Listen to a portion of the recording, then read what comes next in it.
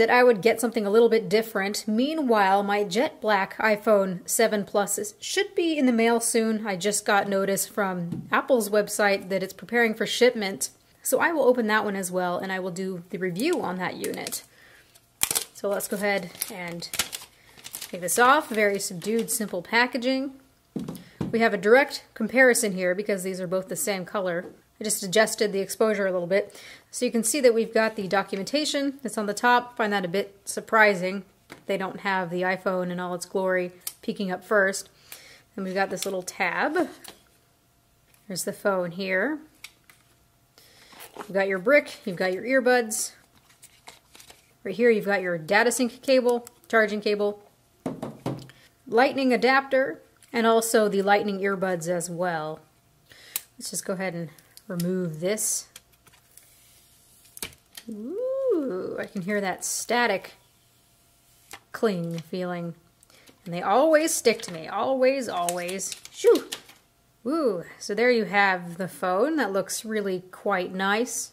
I thought that I wouldn't really like the appearance of this dual camera here, but it's not too bad actually.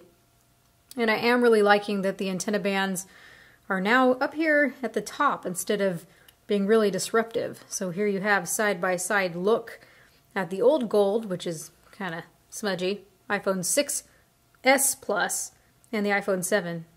To my eyes, they seem to be about the same color. Yeah, I would say that these are the same color, looking very, very similar here.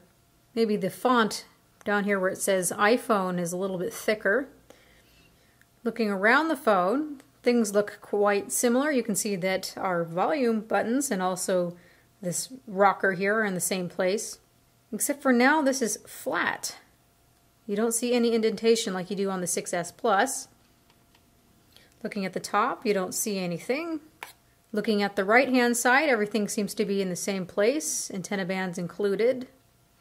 SIM card tray, got our power button.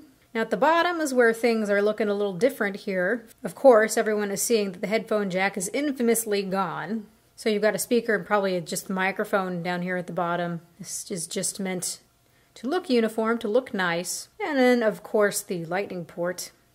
On the back, we've got those dual 12 megapixel cameras. One is the telephoto lens, and the other one is just the regular lens. And you've got your dual tone quad LED flash and a microphone.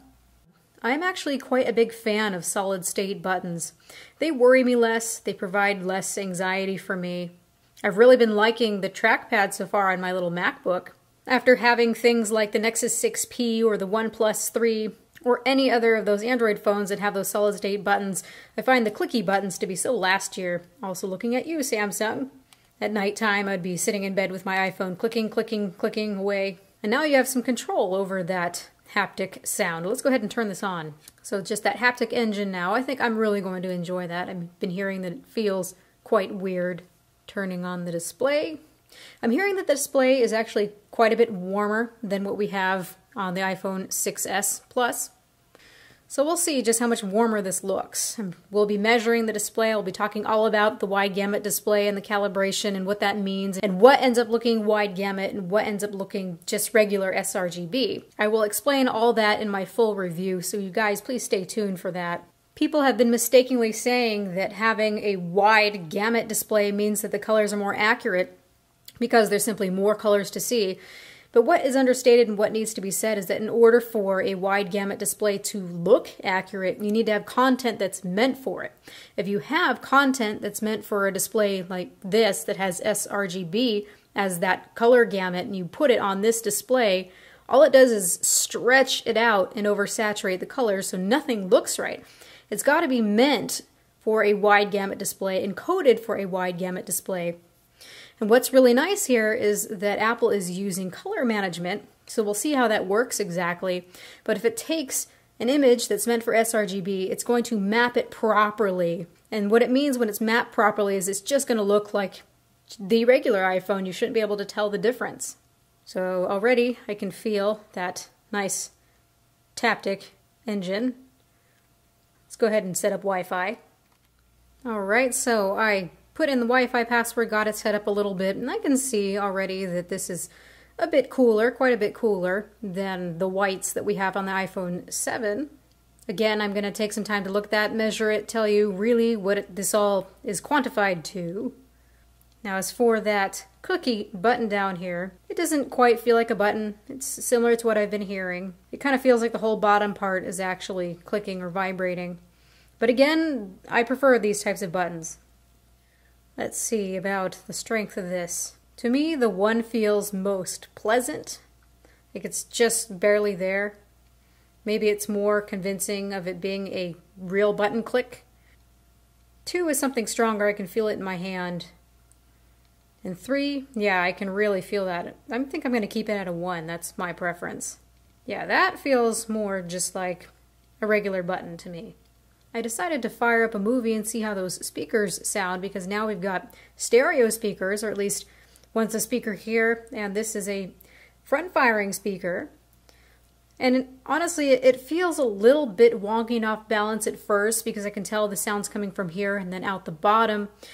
But if you're cupping it like this, and you give it some time, your brain seems to adjust to it. It's definitely a lot louder, which is nice.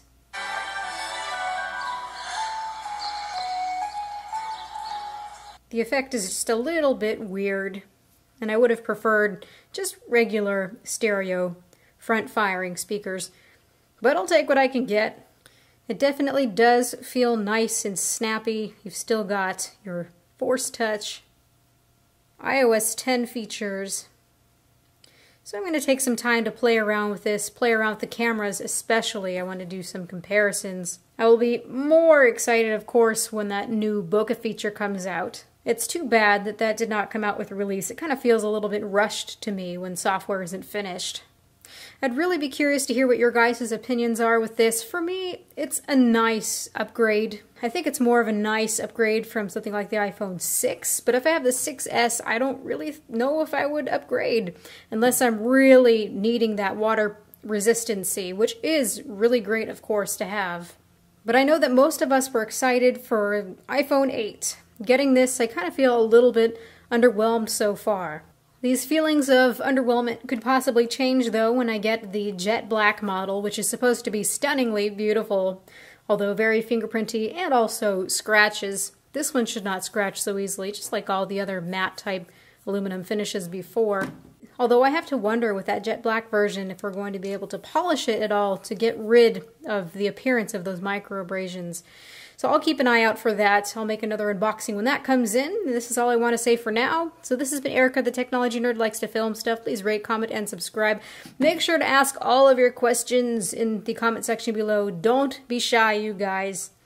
I really love it when you ask these questions, so that helps me pay attention for the full review. So please ask your questions. Let me know what you think of this, if you think it's a good and worthy upgrade.